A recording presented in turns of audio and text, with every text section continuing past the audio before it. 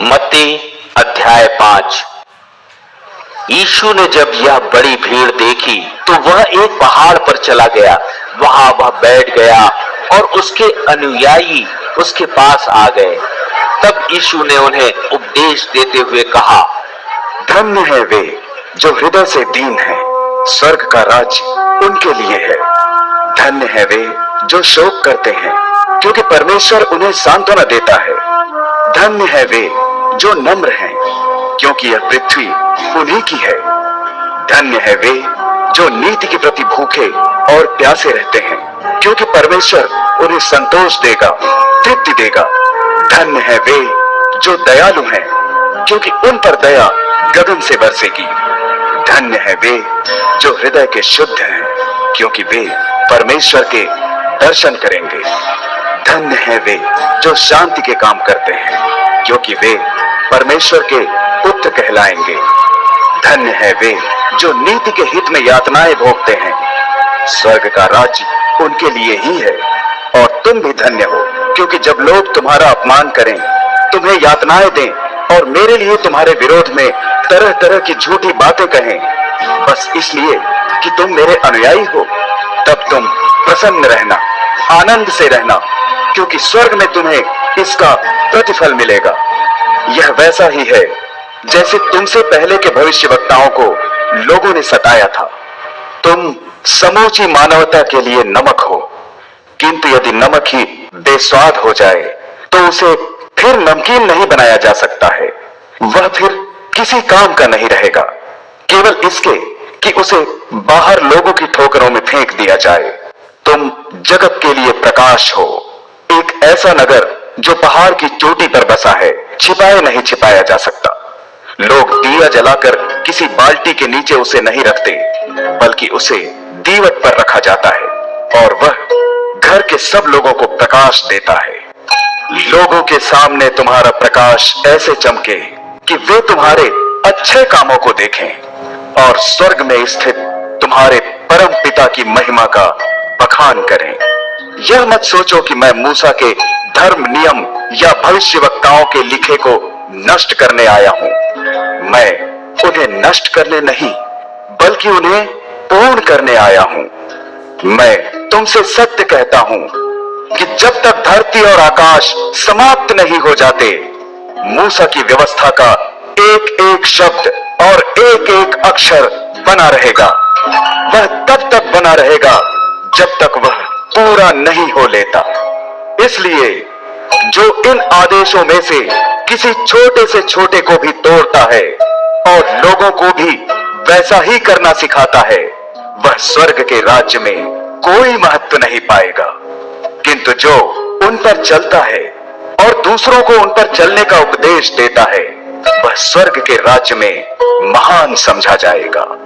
मैं तुमसे सत्य कहता हूं कि जब तक तुम व्यवस्था के उपदेशकों और फरीसियों से धर्म के आचरण में आगे ना निकल जाओ, तुम स्वर्ग के राज्य में प्रवेश नहीं पाओगे। तुम जानते हो कि हमारे पूर्वजों से कहा गया था, हत्या मत करो, और यदि कोई हत्या करता है तो उसे अदालत में उसका जवाब देना होगा। किंतु मैं तुमसे कहता हूं कि जो व्यक्ति अपने भाई पर क्रोध करता है, उसे भी अदालत में इसके लिए उत्तर देना होगा। और जो कोई अपने भाई का अपमान करेगा, उसे सर्वोच्च संघ के सामने जवाब देना होगा। और यदि कोई अपने किसी बंधु से कहे, अरे असभ्य, मूर्ख, तो नरक की आग के बीच उस पर इसकी जवाबदेही होगी। इसलिए यदि तू वेदी पर अपनी भेंट चढ़ा रहा है और वहां तुझे याद आए कि तेरे भाई के मन में तेरे लिए कोई विरोध है, तो तू उपासना की भेंट को वहीं छोड़ दे और पहले जाकर अपने उस बंधु से सुलह कर और फिर आकर भेंट चढ़ा। तेरा शत्रु तुझे न्यायालय में ले जाता हुआ जब रास्ते में ही हो, तो झटपट उसे अपना मित्र बना ले। कहीं वह तुझे न्यायी को न सौंप दे और फिर न्यायी सिपाही को, जो तुझे जेल में डाल देगा। मैं तुझे सत्य बताता हूं, तू जेल से तब तक नहीं छूट पाएगा जब तक तू पाई पाई न चुका दे। तुम जानते हो कि यह कहा गया है, व्यभिचार मत करो, किंतु मैं तुमसे कहता हूं कि यदि कोई किसी स्त्री को वासना की आंख से देखता है तो वह अपने मन में पहले ही उसके साथ व्यभिचार कर चुका है। इसलिए यदि तेरी दाहिनी आंख तुझसे पाप करवाए तो उसे निकाल कर फेंक दे, क्योंकि तेरे लिए यह अच्छा है कि तेरे शरीर का कोई एक अंग नष्ट हो जाए, बजाय इसके कि तेरा सारा शरीर ही नरक में डाल दिया जाए। और यदि तेरा दाहिना हाथ तुझसे पाप करवाए तो उसे काट कर फेंक दे, क्योंकि तेरे लिए यह अच्छा है कि तेरे शरीर का एक अंग नष्ट हो जाए, बजाय इसके कि तेरा संपूर्ण शरीर ही नरक में चला जाए। कहा गया है, जब कोई अपनी पत्नी को तलाक देता है तो उसे अपनी पत्नी को लिखित रूप में तलाक देना चाहिए। किंतु मैं तुमसे कहता हूं कि हर वह व्यक्ति जो अपनी पत्नी को तलाक देता है, यदि उसने यह तलाक उसके व्यभिचारी आचरण के कारण नहीं दिया है, तो जब वह दूसरा विवाह करती है तो मानो वह व्यक्ति ही उससे व्यभिचार करवाता है। और जो कोई उस छोड़ी हुई स्त्री से विवाह रचाता है तो वह भी व्यभिचार करता है। तुमने यह भी सुना है कि हमारे पूर्वजों से कहा गया था, तू शपथ मत तोड़, बल्कि प्रभु से की गई प्रतिज्ञाओं को पूरा कर।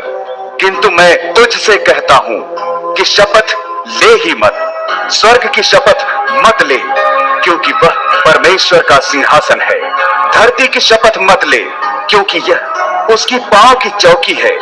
यरूशलेम की शपथ मत ले, क्योंकि यह महासम्राट का नगर है। अपने सिर की शपथ भी मत ले, क्योंकि तू किसी एक बाल तक को सफेद या काला नहीं कर सकता है। यदि तू हाँ चाहता है तो केवल हाँ कह, और ना चाहता है तो केवल ना, क्योंकि इससे अधिक जो कुछ है वह शैतान से है। तुमने सुना है, कहा गया है, आंख के बदले आंख और दांत के बदले दांत। किंतु मैं तुझसे कहता हूं कि किसी बुरे व्यक्ति का भी विरोध मत कर, बल्कि यदि कोई तेरे दाहिने गाल पर थप्पड़ मारे तो दूसरा गाल भी उसकी तरफ कर दे।